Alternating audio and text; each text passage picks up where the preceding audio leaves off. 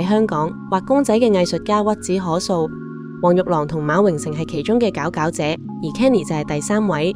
20年前鐵人兄弟嘅年代， Kenny 擔任廣告公司嘅美術設計，繪畫技巧一流。佢嘅創作 Molly 而家遍佈全球，深受喜愛。Kenny 曾經任職嘅普普馬特 Pop Mart 成立於2010年，經過多年發展，而家已經成為全球知名嘅潮玩品牌，並於2020年喺香港上市。預計2024年收入將達近90億元人民幣，總市值約1400億港元。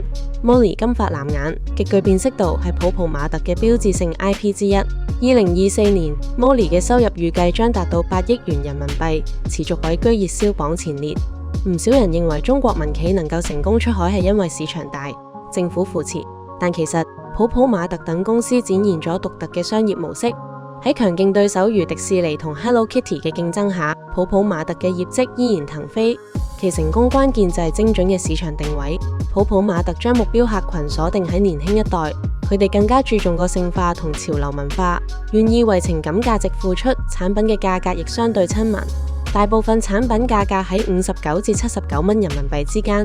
此外，Shein同 Temu 等中國跨境電商都利用咗低成本嘅產業鏈，迅速搶佔市場。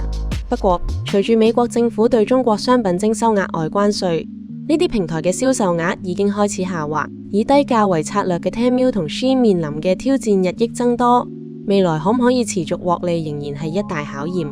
喺呢啲情況下，跨境電商平台需要思考點樣喺競爭當中創新同維持優勢。